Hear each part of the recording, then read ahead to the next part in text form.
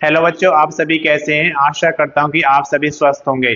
बच्चों, आज इस वीडियो में हम लेकर आए कि आईटीबीपी ने यहाँ पर सब इंस्पेक्टर, हेड कांस्टेबल और कांस्टेबल के लिए रिक्रूटमेंट निकाले हैं, जिसकी ऑनलाइन एप्लीकेशन की अगर हम बात करें तो 15/11/2024 से शुरू हो चुके हैं। यानी कि 15 नवंबर 2024 से आपके एप्लीकेशन शुरू हो चुके हैं। लास्ट डेट की अगर बात करें तो 14/12/2024, 14 दिसंबर 2024 तक आप इसके एप्लीकेशन फॉर्म भर सकते हैं। तो ये एक बहुत ही बड़ी वैकेंसी है जो कि ऑल इंडिया के लिए यहाँ पर निकाली गई है। मेल और फीमेल दोनों कैटेगरीज में यहाँ पर निकाली गई है। तो एसआई, हेड कांस्टेबल और कांस्टेबल का यहाँ पर टेली कम्युनिकेशन के लिए यहाँ पर वैकेंसीज निकाली गई है। इसके बाद बात करते हैं आवेदन शुल्क की। तो आवेदन शुल्क यहाँ पर एसआई के लिए अलग रखा गया है, हेड कांस्टेबल और कांस्टेबल के लिए अलग रखा गया है। एसआई की अगर बात करें तो अगर आप अनरिजर्व, ओबीसी, ईडब्ल्यूएस यानी कि आप अगर सामान्य जाति, अन्य पिछड़ा वर्ग या इकोनॉमिकली वीकर सेक्शन में आते हैं तो आपको यहाँ पर 200 रुपये का चार्ज देना होगा। अगर आप एससी, एसटी और एक्स सर्विसमैन में आते हैं, यानी कि आप शेड्यूल कास्ट या शेड्यूल ट्राइब्स या फिर आप एक्स सर्विसमैन के कैंडिडेट हैं, तो आपको यहाँ पर कोई आवेदन शुल्क नहीं देना होगा। अगर हम महिलाओं की बात करते हैं तो महिलाओं के लिए कोई आवेदन शुल्क इसमें नहीं है। अब बात करते हैं हेड कांस्टेबल और कांस्टेबल की। अगर आप हेड कांस्टेबल या कांस्टेबल का एप्लीकेशन भरना चाहते हैं तो उसके लिए आपको 100 रुपये का चार्ज देना होगा। अगर आप अनरिजर्व, ओबीसी या ईडब्ल्यूएस के अंतर्गत आते हैं, यानी कि आप सामान्य जाति में आते हैं, अन्य पिछड़ा वर्ग में आते हैं या फिर इकोनॉमिकली वीक सेक्शन के अंतर्गत आते हैं, तो आपको उसके लिए 100 रुपये का चार्ज देना होगा। अगर महिलाओं की बात करें, चाहे आप एसआई के लिए फिल कर रहे हैं, चाहे एससी के लिए कर रहे हैं, हेड कांस्टेबल के लिए या कांस्टेबल के लिए, तो महिलाओं को यहाँ पर कोई भी आवेदन शुल्क नहीं देना है। लेकिन अगर कोई विद्यार्थी इसके लिए एसआई का भी भरना चाहता है, हेड कांस्टेबल का भरना चाहता है और कांस्टेबल का भी भरना चाहता है, तो सभी के लिए आवेदन शुल्क आपको अलग अलग देना पड़ेगा।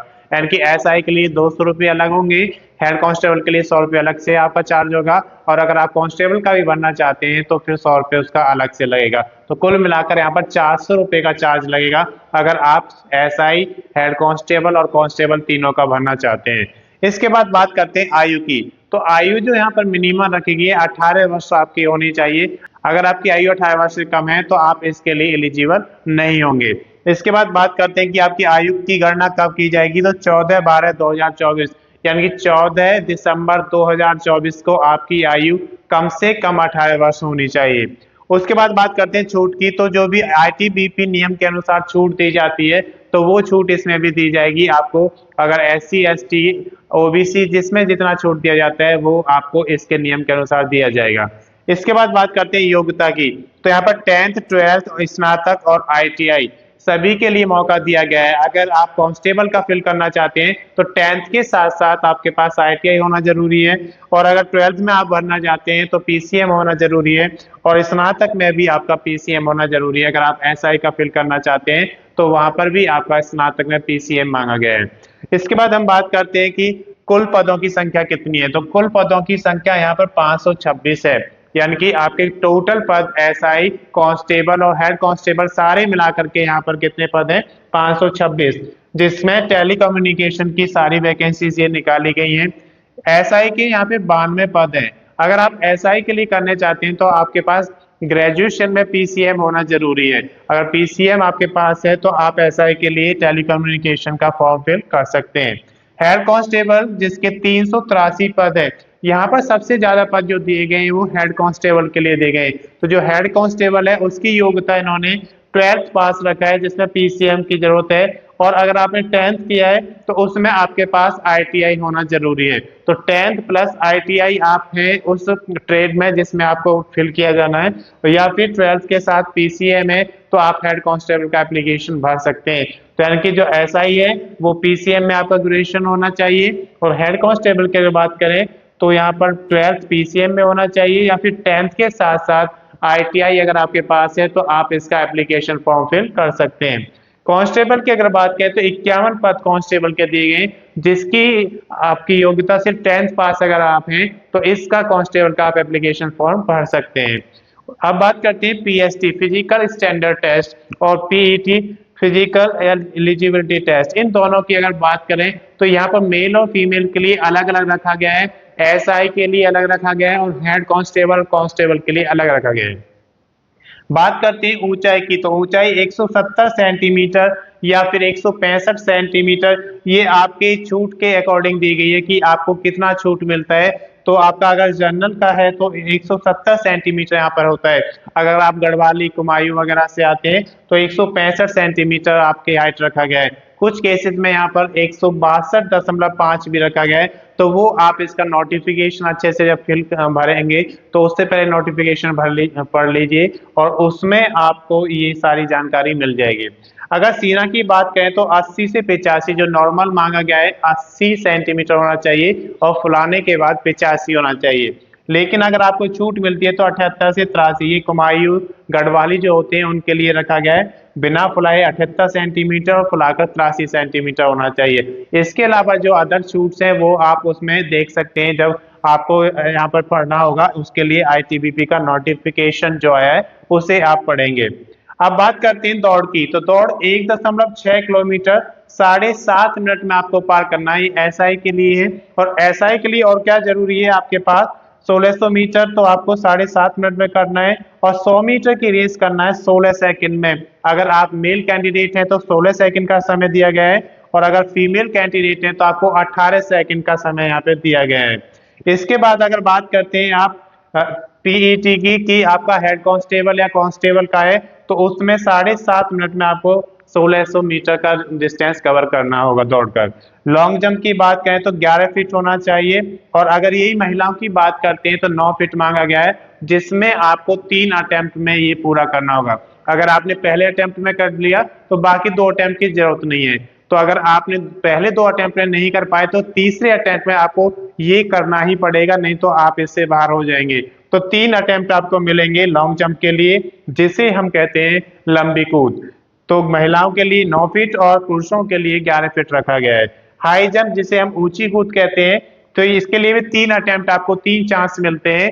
3.5 फीट अगर आप मेल कैंडिडेट हैं तो 3.5 फीट आपको कूदना होगा हाई जंप यानी कि ऊंची कूद, और अगर आप फीमेल कैंडिडेट हैं तो उनके लिए 3 फीट यहाँ पर हाई जंप यानी कि ऊंची कूद रखा गया है। तो महिलाओं की बात कर रहे हैं यहाँ पर 9 फीट लॉन्ग जंप होना चाहिए और 3 फीट यहाँ पर उनकी हाई जंप होनी चाहिए। इन सभी के लिए 3-3 अटेम्प्ट मिलते हैं। अगर आप पहले अटेम्प्ट में करेंगे तो वहां पर आपका क्लियर हो जाएगा, नहीं तो आपको आगे 2 चांस और मिलते हैं, ऊंची कूद में भी मिलेगा आपको और लंबी कूद में भी मिलेगा। इसके बाद हम बात करते हैं महिलाओं की, तो 800 मीटर की रेस होगी जो उन्हें 4 मिनट 45 सेकंड में पूरी करनी होगी। तो महिलाओं की जो रेस है वो 1600 मीटर ना होकर के 800 मीटर कराई जाएगी। ऐसा है कि आप देख सकते हैं 1600 मीटर रेस है जो 7.5 मिनट में पूरा करना है पुरुषों के लिए है, और 100 मीटर रेस जो कि आपको 16 सेकंड में पूरा करना है, और महिलाओं को ये 100 मीटर रेस 18 सेकंड में पूरा करना है। डॉक्यूमेंट्स की अगर हम बात करते हैं तो इसमें आपके जब फॉर्म फिल करते हैं तो डॉक्यूमेंट्स लगते हैं। तो डॉक्यूमेंट्स में क्या क्या आपके पास होना चाहिए, आईडी प्रूफ आना चाहिए और उसका एक आपके पास स्कैन कॉपी होना चाहिए। इसी तरीके से एड्रेस प्रूफ का भी आपके पास स्कैन कॉपी होना चाहिए। इसके अलावा जो डॉक्यूमेंट्स आपके एजुकेशन के हैं, आप 10th पास हैं 12th पास हैं, वो सारे डॉक्यूमेंट्स आपके होने चाहिए। आप अगर किसी में रिजर्वेशन लेना चाहते हैं, आपके पास अलग से कोई है क्वालिफिकेशन, तो उसके भी आपके पास स्कैन कॉपी होनी चाहिए। इसके बाद एजुकेशनल में ये सारे आपके आ जाएंगे, तो ये सारी डिटेल्स आपके पास स्कैन में होनी चाहिए। आपका जो सिग्नेचर होता है वो भी आपको वहां पर देना है, तो सिग्नेचर के भी आपको एक पेज पर आप अपने सिग्नेचर कर लीजिए और उसकी स्कैन कॉपी आप ले लीजिए। तो ये सारी जो डिटेल्स हैं ये आपको उस समय अपने पास रखना है जब आप एप्लीकेशन फॉर्म फिल करते हैं, तो सारी स्कैन कॉपी आपकी लगेंगी। जब आप फाइनल सबमिशन करते हैं तो उससे पहले एक बार उसको जरूर चेक कर लीजिए कि कहीं कोई त्रुटि तो नहीं हो रही है। अगर कोई गलती आपने की है तो उसको आप सुधार लीजिए, नहीं तो आपका जब फाइनल एप्लीकेशन भर जाएगा और उसमें आपने प्रिंट आउट निकाल दिया उसके बाद आपको कोई चांस नहीं मिलेगा। और जो एप्लीकेशन फीस है, आपकी आवेदन शुल्क है, वो आप नेट बैंकिंग से कर सकते हैं या फिर क्रेडिट कार्ड डेबिट कार्ड से कर सकते हैं या फिर ई चालान से भी उसे किया जा सकता है। मैं समझता हूं कि ये जानकारी आपके लिए पर्याप्त है। अगर इसमें आपको और अधिक जानकारी चाहिए तो इसकी अधिक जानकारी के लिए आप आईटीबीपी के नोटिफिकेशन को देख सकते हैं जो इसका ऑफिशियल वेबसाइट पर आपको मिलेगा, वहां से आपको सारी जानकारी मिल जाएगी। बच्चों यहाँ पर देखें आप, यूपीएससी ने सीबीआई के लिए रिक्रूटमेंट निकाला है 2024 में। अगर आपका सपना सीबीआई में जाने का है तो इस वैकेंसी में आप अपना फॉर्म फिल करें और आपको इसमें जाने का मौका मिलेगा। तो यूपीएससी ने सीबीआई 2024 में जो भर्ती निकाली है उसकी बात करते हैं तो इसके ऑनलाइन एप्लीकेशन शुरू हो चुके हैं 9/11/2024 से, यानी कि 9 नवंबर 2024 से इसके एप्लीकेशन फॉर्म शुरू हो चुके हैं। अंतिम तिथि की अगर बात करते हैं तो 28/11/2024, यानी कि आप 28 नवंबर 2024 तक इसके एप्लीकेशन भर सकते हैं। अगर आवेदन शुल्क की बात करते हैं तो हर एग्जाम को जब आप देने के लिए जाते हैं उसको फिल करते हैं तो उसके लिए आवेदन शुल्क लगता है। तो आवेदन शुल्क सभी एग्जाम्स का अलग अलग लिया जाता है। तो अगर यहाँ पर देखें एप्लीकेशन शुल्क की बात करते हैं तो अनरिजर्व ओबीसी ईडब्ल्यूएस, यानी कि अगर आप जनरल कैटेगरी के हैं या फिर ओबीसी अदर बैकवर्ड क्लास के हैं या फिर ईडब्ल्यूएस इकोनॉमिकली वीकर सेक्शन के हैं तो आपको यहाँ पर 25 रुपए इसका एप्लीकेशन फीस देना होगा।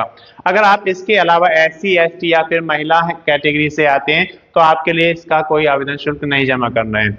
ये कब तक जमा करेंगे आप? 28/11/2024, यानी कि जो आवेदन शुल्क है आपका वो 28 नवंबर 2024 तक आप फिल कर सकते हैं। इसके बाद देखें आयु 30 वर्ष तक होनी चाहिए। अगर आपकी आयु 30 वर्ष से ज्यादा है तो आप इसके फॉर्म को फिल करने के लिए एलिजिबल नहीं है। लेकिन अगर आप ऐसे कैटेगरी में आते हैं जिसमें आपको रिजर्वेशन मिलता है, छूट मिलती है एज में, तो आप इसमें भर सकते हैं। तो जो एज का छूट है वो यूपीएससी के सीबीआई का जो एडवर्टाइजमेंट नंबर है आपका 12/2024, इसमें आप देख सकते हैं कि किस कैटेगरी में कितनी छूट दी जाती है। तो उसके अनुसार अगर आप एलिजिबल होते हैं तो आप इसका फॉर्म फिल कर सकते हैं। योग्यता की बात करें तो यहाँ पर MCA यानी कि मास्टर इन कंप्यूटर एप्लीकेशन आपके पास है, या फिर आपके पास BE बैचलर इन इंजीनियरिंग है, या फिर आपने BTech किया है या फिर कंप्यूटर साइंस से किया है तो बैचलर ऑफ टेक्नोलॉजी या कंप्यूटर साइंस CS में आपका है। इसके बाद BCA bachelor in computer application आपके पास है, या फिर PG डिप्लोमा आपके पास है, तो आप इसका फॉर्म भरने के लिए योग्य हैं, आप इसका फॉर्म फिल कर सकते हैं। इसके बाद बात करते हैं कि कुल पदों की संख्या कितनी है। तो यहाँ पर 27 पद हैं। किसके हैं वो? Assistant programmer. तो ये जो वैकेंसी निकाली गई है सीबीआई में ये असिस्टेंट प्रोग्रामर के लिए निकाली गई है जिसके कुल 27 पद हैं। और किस कैटेगरी में कितने पद हैं यहाँ पर देख सकते हैं। अनरिजर्व जिसको हम जनरल या फिर सामान्य बोलते हैं तो उसमें 8 वैकेंसी यहाँ पे दी गई है। EWS जो इकोनॉमिकली वीक सेक्शंस आपके होते हैं उसमें यहाँ पर 4 वैकेंसी दी गई हैं। OBC अदर बैकवर्ड कास्ट या जिनको हम पिछड़ा वर्ग भी कहते हैं तो ये आपका 9 वैकेंसी हैं। SC शेड्यूल कास्ट आता है जिसमें 4 वैकेंसी दी गई हैं। और ST जो शेड्यूल ट्राइब्स होते हैं, जनजातियां होती हैं, उसके अंदर यहाँ पर 2 वैकेंसी दी गई हैं। टोटल वैकेंसीज आप देख सकते हैं 27 वैकेंसीज यहाँ पे दी गई हैं जो कि असिस्टेंट प्रोग्रामर की भर्ती के लिए यहाँ पर रिक्रूटमेंट निकला है। डॉक्यूमेंट्स की बात करते हैं तो जब भी किसी गवर्नमेंट जॉब के लिए आप एप्लीकेशन फिल करते हैं तो वहां पर आपके कुछ डॉक्यूमेंट्स लगते हैं जिनका स्कैन कॉपी आपके पास होना चाहिए। तो सबसे पहले आपके पास जो भी आपके पास एलिजिबिलिटी है इसका जो डिग्री आपको चाहिए उसकी स्कैन कॉपी उसके पास होनी चाहिए। उसके अलावा ID प्रूफ आपके पास होना चाहिए और उसकी स्कैन कॉपी आपके पास होनी चाहिए। एड्रेस प्रूफ भी होना चाहिए और उसकी स्कैन कॉपी होनी चाहिए। उसके साथ साथ आपके पास देख सकते हैं यहाँ पर एलिजिबिलिटी मतलब क्या होता है कि उसको फिल करने के लिए कौन कौन सी योग्यता आपको चाहिए वो सब एलिजिबिलिटी के अंदर आ जाता है। तो उन सभी की आपके पास स्कैन कॉपी होनी चाहिए। इसके बाद आप देख सकते हैं ID प्रूफ, तो आपके पास ID प्रूफ भी होना चाहिए और उसकी स्कैन कॉपी होनी चाहिए ताकि आप उसको उसमें फिल कर सकें। एड्रेस प्रूफ भी आपके पास चाहिए। यहाँ पर सिग्नेचर, आपका एक सिग्नेचर इसमें सबमिट होता है तो आप सिग्नेचर करके उसका स्कैन कॉपी अपने पास रखें क्योंकि जब भी आप फॉर्म फिल करते हैं ये सारे डॉक्यूमेंट्स आपके पास स्कैन होने चाहिए ताकि आप अपना एप्लीकेशन फॉर्म को सबमिट कर सकें।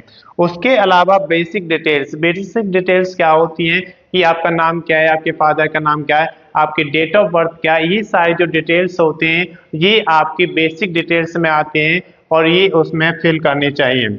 प्रिंट की अगर बात करें तो आप 29/11/2024 तक इसका लास्ट डेट है जो प्रिंट आप कर सकते हैं। और इसकी अधिक जानकारी के लिए आप यूपीएससी की ORA एडवर्टाइजमेंट नंबर 12/2024 पर देख सकते हैं। बच्चों, आज इस वीडियो में हम लेकर आए हैं उत्तराखंड सिपाही भर्ती परीक्षा 2024 के लिए ऑनलाइन एप्लीकेशंस मांगे गए हैं, जो कि यूके SSSC की वेबसाइट पर जाकर आप देख सकते हैं। इसके ऑनलाइन आवेदन शुरू हो चुके हैं, जिसका प्रारंभिक तिथि की अगर बात करें तो 8/11/2024 है, यानी कि 8 नवंबर 2024 से इसके एप्लीकेशन शुरू हो चुके हैं। अंतिम तिथि की बात करें तो 29/11/2024 दी गई है, यानी कि 29 नवंबर 2024 तक इसके एप्लीकेशन फॉर्म आप भर सकते हैं। आवेदन शुल्क की बात करें तो आवेदन शुल्क जो कि हम एप्लीकेशन चार्ज या एप्लीकेशन फी कहते हैं, उसकी अगर बात करें तो UR OBC यानी कि अगर आप अनरिजर्व यानी कि जनरल कैटेगरी में आते हैं, या OBC अदर बैकवर्ड कास्ट जिसको हम अन्य पिछड़ा वर्ग भी कहते हैं, अगर आप इन दोनों के अंतर्गत आते हैं तो आपको यहाँ पर 300 रुपये एप्लीकेशन फी देना होगा, यानी कि जो आवेदन करेंगे आप उसका शुल्क 300 रुपये होगा। अगर आप SC ST EWS के अंतर्गत आते हैं तो आपको 150 रुपये का यहाँ पर चार्ज दिया जाएगा, यानी कि आप SC यानी कि schedule caste, ST schedule tribes या EWS जो कि इकोनॉमिकली वीक सेक्शन के अंतर्गत आते हैं, अगर आप इनमें से कोई भी कैटेगरी के अंदर हैं तो आपको इसका 150 रुपये एप्लीकेशन फी देना होगा। इसके बाद बात करते हैं कि एप्लीकेशन फी आप कब तक जमा करेंगे, तो 29/11/2024 यानी कि 29 नवंबर 2024 तक आप इसका एप्लीकेशन फी भर सकते हैं। आयु की अगर बात करते हैं तो 18 से 22 वर्ष तक आपकी आयु होनी चाहिए, यानी कि आपकी आयु 18 वर्ष से कम नहीं होनी चाहिए और 22 वर्ष से ज्यादा नहीं होनी चाहिए। और ये कब चेक की जाएगी, 1/7/2024 यानी कि 1 जुलाई 2024 को आपकी आयु 18 वर्ष से कम नहीं होनी चाहिए और 22 वर्ष से ज्यादा नहीं होनी चाहिए। अगर छूट की बात करें तो यूकी SSSC नियम के अनुसार आपको छूट दी जाएगी, यानी कि अगर आप किसी रिजर्व कैटेगरी में आते हैं जिसमें आपको आयु में छूट मिलती है तो यूके SSSC के अनुसार जो आपको आयु में छूट दी जाती है वो छूट आपको इसमें भी मिलेगी। इसके बाद योग्यता की बात करते हैं तो अगर आप किसी भी रिकॉग्नाइज यूनिवर्सिटी या रिकॉग्नाइज बोर्ड से 10th +2 पास किए हैं, 12th पास हैं, तो आप इसका फॉर्म भरने के लिए एलिजिबल हैं। इसके बाद आप देख सकते हैं एग्जाम डेट, तो जो इसका एग्जाम होगा 15/6/2025 यानी कि 15 जून 2025 को इसका एग्जाम होगा, और उससे पहले आपको सारी तैयारी इसकी करनी होगी। अगर आपका एप्लीकेशन कंप्लीट हो जाता है, आप उसका प्रिंट आउट निकाल लेते हैं, तो आप उस दिन इसका एग्जाम देने के लिए जाएंगे, तो जो एडमिट कार्ड है वो आपका उससे पहले मिल जाएगा। बात करते हैं कुल पदों की, तो कुल पदों की संख्या यहाँ पर 2000 दी गई है, यानी कि जो सिपाही भर्ती आपकी हो रही है 2000 पदों पर की जा रही है, जिसमें से सिविल के लिए 1600 पद हैं। जो सिविल है उसमें सामान्य जो सिपाही होते हैं वो 1600 पद हैं, और बाकी जो IRB और PAC के लिए 400 पदों पर यहाँ पर वैकेंसी निकाली गई है। उसके बाद बात करते हैं कि अलग अलग कैटेगरी में कितनी कितनी वैकेंसीज हैं। अगर EWS की यानी कि इकोनॉमिकली वीक सेक्शन की बात करें तो 160 वैकेंसी सिविल के लिए है और 40 वैकेंसी यहाँ पर IRB और PAC के लिए रखा गया है। अगर आप OBC की बात करते हैं अदर बैकवर्ड कास्ट की, तो इसमें आपके 224 पद सिविल के लिए हैं और 56 पद यहाँ पर जो रखे गए हैं वो IRB और PAC के लिए रखे गए हैं। इसके बाद SC की बात करते हैं तो 304 पद यहाँ पर सिविल के लिए दिए गए हैं सामान्य सिपाही के लिए, और 76 पद यहाँ पर दिए गए हैं IRB और PAC के लिए। ST की बात करें तो 64 यहाँ पर सिविल के लिए हैं जो सामान्य सिपाही होते हैं, और 16 पदों की जो संख्या है वो IRB और PAC के लिए दी गई है। UR का मतलब अनरिजर्व या फिर जनरल या सामान्य की बात करें तो यहाँ पर 848 पद हैं जो कि सिविल या सामान्य सिपाही के लिए हैं, और 212 पदों की जो संख्या है वो यहाँ पर IRB और PAC के लिए दिए गए हैं। इसके बाद PET की बात करते हैं। PET मतलब फिजिकली एफिशिएंसी टेस्ट। जब भी आप किसी गवर्नमेंट जॉब के लिए जाते हैं तो सबके अलग अलग क्राइटेरिया होते हैं, तो अगर सिपाही के लिए आप जाते हैं तो वहां पर आपका फिजिकल चेक किया जाता है, तो उसे हम बोलते हैं फिजिकली एलिजिबिलिटी टेस्ट। तो इस टेस्ट में आपकी अलग अलग कंडीशंस होती हैं, उनको आपको पार करना होता है, उसके बाद आप उसमें सिलेक्शन के लाभ उठा पाते हैं। तो ऊंचाई की अगर बात करें तो अगर आप अनरिजर्व, ओबीसी या एससी, यानी कि आप सामान्य जाति से हैं या अन्य पिछड़ा वर्ग से हैं या फिर आप एससी शेड्यूल कास्ट में आते हैं, तो आपकी हाइट 165 सेंटीमीटर होनी चाहिए। अगर इससे कम आपकी हाइट है तो आप इसका फॉर्म फिल तो कर सकते हैं, लेकिन आप उसमें पीईटी में पास नहीं हो पाएंगे। अगर पहाड़ी क्षेत्र में अब आप आते हैं तो आपकी जो हाइट है वो 160 सेंटीमीटर, यानी कि यहाँ पर आपको 5 सेंटीमीटर की छूट दी जाती है। और अगर आप एसटी में आते हैं, जो शेड्यूल्ड ट्राइब्स होते हैं, जनजातियां होती हैं, उसके अंतर्गत आते हैं, तो 157.5 सेंटीमीटर यहाँ पर हाइट होनी चाहिए आपकी। तो यहाँ पर आपकी पहाड़ी क्षेत्र से भी कम हाइट ली जाती है, क्योंकि इन लोगों को ज्यादा से ज्यादा मौका दिया जाए इसलिए किया जाता है। अगर सीना की बात करते हैं, चेस्ट, चेस्ट जो होता है, क्योंकि मेल के लिए भर्ती निकाली गई है तो इसमें आपका चेस्ट चेक किया जाएगा। तो चेस्ट अगर आपका 78.8 से 83.8 सेंटीमीटर होना चाहिए अगर आप अनरिजर्व यानी कि सामान्य, ओबीसी या एससी के अंतर्गत आते हैं। और अगर आप पहाड़ी क्षेत्र में आते हैं तो आपका 76.3 से 81.3 सेंटीमीटर का सीना होना चाहिए। और अगर एसटी के हैं आप तो भी आपको 76.3 से 81.3 सेंटीमीटर होना चाहिए। अब बात करते हैं रेंज क्या होता है, कि आपको इसमें 78.8 से 83.8 क्यों बोला जाता है। तो 78.8 जो है वो आपका सीना होना चाहिए बिना फुलाए, और आपका सीना फूलने के बाद कम से कम 83.8 सेंटीमीटर होना चाहिए, यानी कि सीने का जो फुलाव है वो कम से कम 5 सेंटीमीटर का होना चाहिए, तभी आप इसके लिए एलिजिबल है। आपका चेस्ट कितना भी है, सीना कितना भी चौड़ा है, लेकिन अगर आप उसमें 5 सेंटीमीटर का फुलाव नहीं लेकर आ सकते तो आप उसमें एलिजिबल नहीं होते हैं। इसके बाद बात करते हैं दौड़ की। तो इसमें सिपाही भर्ती में आपका जब फिजिकल चेक किया जाता है तो उसमें दौड़ भी चेक की जाएगी। तो यहाँ पर जो दौड़ रखी गई है 3 किलोमीटर की दौड़ रखी गई है और 10 से 20 मिनट का समय आपको दिया गया है, यानी कि आपको पूरे नंबर्स अगर चाहिए तो 10 मिनट में पूरा करना होगा।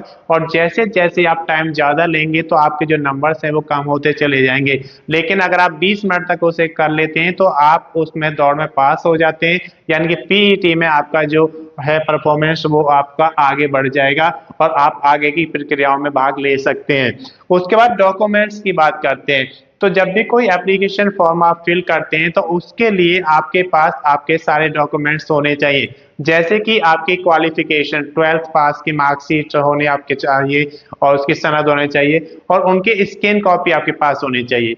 इसी तरीके से एड्रेस प्रूफ आपके पास होना चाहिए, उसकी स्कैन कॉपी होनी चाहिए और आपके पास इसी तरीके से कोई भी आईडी प्रूफ होना चाहिए जो उसमें मांगा जाता है। आपके पास ऑप्शन दिए जाते हैं कि ये आईडी प्रूफ आपके हो सकते हैं, तो उनकी स्कैन कॉपी आपके पास होनी चाहिए। ये सारे डॉक्यूमेंट्स होने के साथ साथ आपके पास सिग्नेचर्स भी मांगे जाते हैं। तो जो सिग्नेचर है वो आप एक पेज पर लिख लीजिए और उसको स्कैन करके अपने पास रखिए, ताकि जब आप फॉर्म फिल करें तो उस समय ये सारे डॉक्यूमेंट्स आपके पास होने चाहिए और इसकी वजह से आप उसको सबमिट कर सकते हैं। जब आप सबमिट करते हैं तो उससे पहले आपको चेक करना जरूरी है कि आपने कोई त्रुटि तो नहीं की। अगर कोई त्रुटि आपने की हुई है तो उसे सुधार लीजिए, क्योंकि एप्लीकेशन जब जमा हो जाता है तो उसके बाद उसमें त्रुटि को सही करने का कुछ एप्लीकेशंस में आपको टाइम दिया जाता है, लेकिन कुछ में नहीं दिया जाता, जैसा कि यहाँ पर दिया गया है। तो डॉक्यूमेंट्स में आपको ये सारी चीजें पहले से ही स्कैन कॉपी आपके पास होनी चाहिए। इसके बाद भी और अगर अधिक जानकारी आपको लेना है तो इसके लिए आप यूके ट्रिपल एससी के एडवर्टाइज नंबर 65/2024 पर जाकर इसकी सारी डिटेल्स देख सकते हैं। मैं बच्चों आज इस वीडियो में हम लेकर आए कि नॉर्थ फ्रंटियर रेलवे में रिक्रूटमेंट निकाली गई है आरआरसी गुवाहाटी के थ्रू, जिसमें आपका ऑनलाइन एप्लीकेशन की अगर हम बात करते हैं तो प्रारंभ तिथि 4/11/2024 यानी कि 4 नवंबर 2024 से शुरू हो चुके हैं। अंतिम तिथि की अगर बात करते हैं तो 3/12/2024 यानी कि 3 दिसंबर 2024 तक आप इसका ऑनलाइन एप्लीकेशन भर सकते हैं। इसके बाद हम बात करते हैं कि आवेदन शुल्क। आवेदन शुल्क हर कैटेगरी का अलग अलग होता है। तो यहाँ पर अगर आवेदन शुल्क की हम बात करते हैं तो अनरिजर्व ओबीसी को 100 रुपए देना है। अनरिजर्व यानी कि जो सामान्य जाति में आते हैं ओबीसी, अदर बैकवर्ड कास्ट जिन्हें हम अन्य पिछड़ा वर्ग कहते हैं, अगर आप उनसे बिलोंग करते हैं तो आपको 100 रुपये इसका एप्लीकेशन चार्ज देना होगा। अगर बात करते हैं अन्य की या फिर महिलाओं की, तो उनसे कोई आवेदन शुल्क इसका नहीं लिया जाएगा।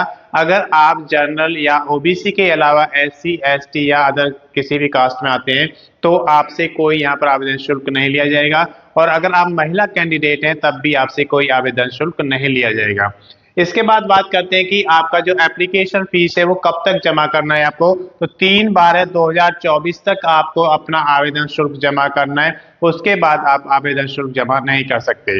इसके बाद बात करते हैं आयु की, तो आयु 15 वर्ष से 24 वर्ष होनी चाहिए।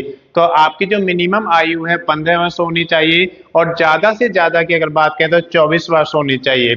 और ये कब कैलकुलेट की जाएगी आपकी, 3/12/2024, यानी कि 3 दिसंबर 2024 को आप 15 वर्ष से कम नहीं होने चाहिए और 24 वर्ष से ज्यादा नहीं होनी चाहिए आपकी एज।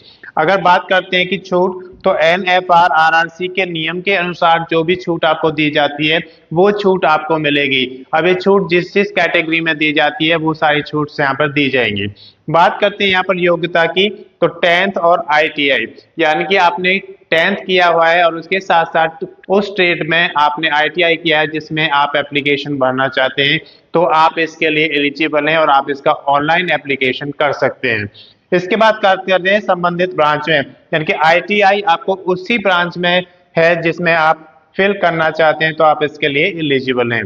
कुल पदों की अगर संख्या की बात करें तो 5,647 पद यहाँ पे दिए गए, जो कि एक बहुत बड़ी वैकेंसी होती है अप्रेंटिस के लिए। इसमें से अगर आप बात करते हैं वर्कशॉप, ये कटिहार के लिए है। कटिहार में आपके 812 अप्रेंटिस की रिक्रूटमेंट निकाली गई है जो कि आपके वर्कशॉप के लिए लिए जाएंगे। इसके बाद आप बात करते हैं अलीपुरद्वार की, तो अलीपुरद्वार में 413 अप्रेंटिस की यहाँ पर वैकेंसी निकाली गई है। उसके बाद जब बात करते हैं हम रंगिया, तो रंगिया में 435 वैकेंसीज निकाली गई हैं। उसके बाद बात करते हैं हम लॉन्गडिंग की, तो लॉन्गडिंग में आपके 950 वैकेंसीज हैं। 300 की अगर बात करें तो यहाँ पर 580 वैकेंसी निकाली गई हैं। और बंगाई गांव की अगर बात करते हैं तो वर्कशॉप के लिए, बंगाई गांव में वर्कशॉप के लिए यहाँ पर वैकेंसी है जो कि 982 वैकेंसी यहाँ पे निकाली गई है। इसके बाद बात करते हैं हम डिब्रूगढ़ की, तो डिब्रूगढ़ में यहाँ पर वर्कशॉप के लिए 814 अप्रेंटिस की जरूरत है। और अगर मालीगांव की बात करें हेडक्वार्टर के लिए तो 661 यहाँ पे वैकेंसी की जरूरत है। तो यहाँ पर ये सारी डिटेल्स आप देख सकते हैं कि किस जगह कितनी वैकेंसीज निकाली गई हैं। टोटल वैकेंसीज आपको बताया गया 5,647 वैकेंसी है, जो कि ऑल इंडिया वैकेंसी है, आप मेल या फीमेल दोनों के लिए दिया गया है। और ज्यादातर यहाँ पर आपको दिखाया गया कि कहाँ कहाँ पर है वो सारी डिटेल्स आपको दी गई है। मैं समझता हूँ कि ये जो डिटेल्स आपको दी गई है आपके लिए पर्याप्त है।